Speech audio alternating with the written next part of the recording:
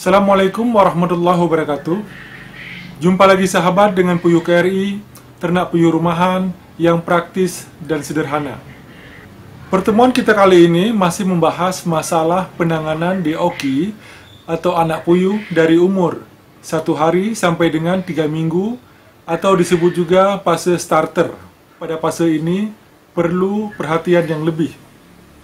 Dengan penanganan masa starter yang baik dan benar, tentu kita harapkan nanti puyuh akan memberikan hasil produksi yang maksimal.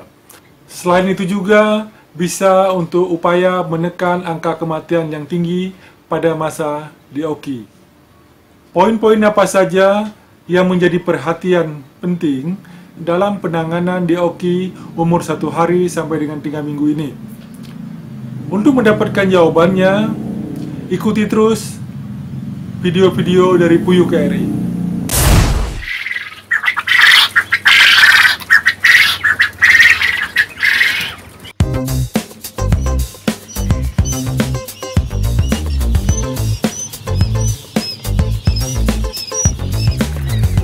Poin-poin penting yang harus diprioritaskan dalam merawat anak puyuh umur 1 sampai dengan 21 hari antara lain adalah: 1. Lampu pemanas. Pastikan lampu pemanas dalam keadaan menyala. Dan jangan lupa siapkan lampu cadangan untuk persiapan jika sewaktu-waktu lampunya putus. Apabila mati lampu atau pemadaman listrik oleh PLN sangat berpengaruh kepada kematian dengan jumlah besar anak puyuh atau DOQ yang disebabkan oleh DOQ yang bertindihan satu sama lainnya karena kedinginan. Dan DOQ yang tertindih bagian bawah biasanya banyak yang mati.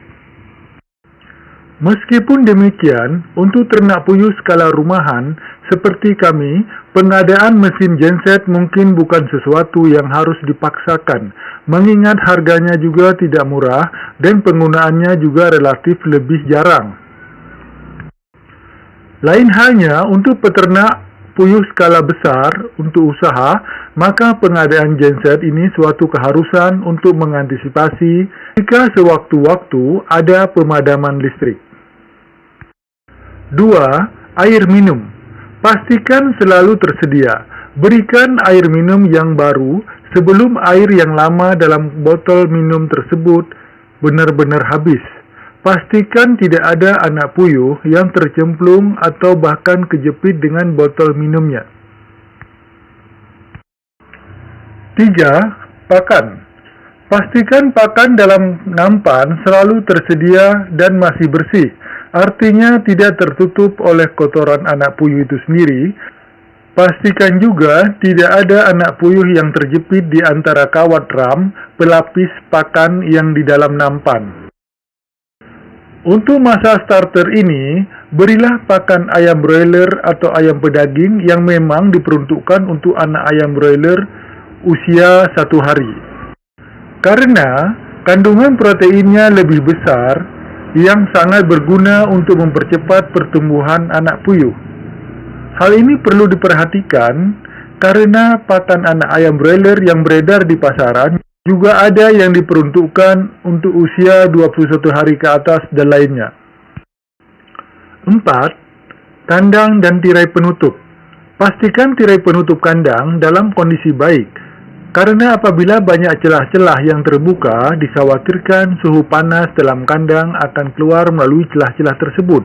Begitu juga dinding kandang, pastikan tidak ada yang rusak atau yang bolong. Mengingat tubuh anak puyuh yang masih kecil, lubang sekitar 2 atau 3 cm saja bisa keluar. Tentu sangat berbahaya karena bisa diterkam predator seperti kucing liar atau bahkan tikus. Untuk alas kandang yang berupa kertas koran, pengalaman kami biasanya tidak diganti setiap hari, kecuali basah karena kena tumpahan air minum. Selain itu, karena alas kandang lebih banyak ketutup dengan nampan tempat pakan. Namun secara idealnya, mengganti tiap hari tentu lebih baik. Lantai kandang jadi tidak terlalu kotor oleh kotoran anak puyuh itu sendiri. Mengganti alas koran setiap hari tentu tidak mudah, karena bisa membuat anak puyuh menjadi stres, berlarian ke sana kemari. Untuk mengatasi hal ini bisa diakali dengan cara sebagai berikut. Pada hari pertama, saat persiapan kandang dan deoki belum dimasukkan ke dalam kandang, alas kandang terlebih dahulu dilapisi dengan kertas koran langsung 7 lapis sekaligus. Lalu kertas koran ini tiap hari dicabut, yang bagian atasnya tiap hari 1 lembar. Begitu seterusnya sampai hari ke-7 tinggal 1 lembar. Mulai hari ke-5 ke atas, masa kritis deoki mulai lewat. Nampan tempat pakan bisa diganti dengan tempat pakan yang permukaannya lebih kecil, seperti ini, yang bertujuan supaya kotoran deoki tidak banyak mengotori pakan yang dalam nampan. Tapi jika tidak ada tempat pakan tambahan yang seperti ini, pemakaian nampan sebagai tempat pakan bisa dilanjutkan saja sampai umur 21 hari atau 3 minggu. Hanya saja, saat penambahan pakan setiap hari, terlebih dahulu kotorannya dibersihkan. Lampu pijar masih dipakai, namun tirai penutup kandang sudah dibuka semuanya, atau tergantung suhu sekitar Anda juga. Dikarenakan di tempat kami suhunya panas, maka umur 8 sampai dengan 10 hari, lampu salah satunya sudah kami ganti dari lampu pijar ke lampu LED yang 3 watt. Mulai umur 10 hari ke atas, yang memakai tempat minum anak ayam atau DOC, sudah tidak perlu lagi memakai batu-batu kecil.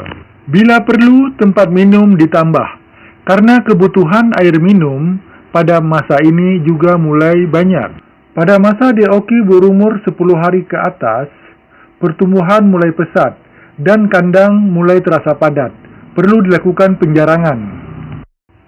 Dan kebutuhan pakan juga mulai bertambah tentunya. Penjarangan ini wajib dilakukan karena kalau tidak dilakukan bisa menyebabkan puyuh tidak leluasa beraktivitas. Suhu kandang naik, amonia dari kotoran meningkat.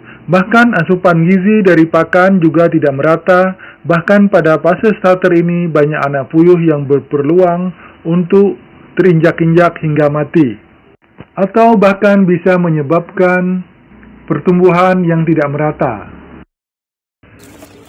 Saat anak puyuh sudah berumur antara 13 sampai dengan 21 hari, penanganannya sudah tidak seperti merawat anak puyuh umur di bawah 1 minggu. Relatif sudah lebih mudah. Kegiatannya meliputi memberi pakan dan minum yang cukup, menjarangkan jika dirasa jumlah puyuh dalam kandang sudah padat. Mulai umur di atas 3 minggu, selanjutnya puyuh sudah mulai masuk ke fase grower atau fase puyuh dara.